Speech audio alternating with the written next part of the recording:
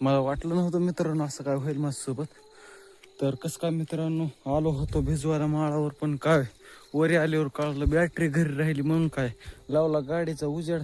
आता बोरबीर चालू करतो डबल आणत जावं लागेल मला बॅटरी. मग काय मित्रांनो अंधारात केला मोबाईलची बॅटरी चालून, केला बोर चालू. आता लावून देतो एका काकडीत पाणी, बॅटरी आणायला जावं लागेल घरी आता. तर मित्रांनो घरी जाऊन फटाफट बॅटरी आणले, लागला होता कामाला भिजवायच्या. काकरी आता अर्धी आलती आता इथवर.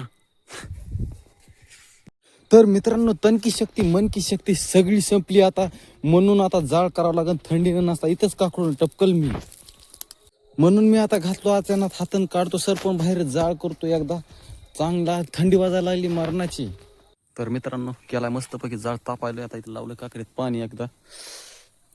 दोही जमा झाली हा का, ओले गद पानं झाले सगळे. पायातून माझ्या वापा निघाल्या होत्या आताच. अर्ध झालं भिजायचं, 4:30 वाजले आता. आता आणखीन अर्ध राहिले म्हणजे.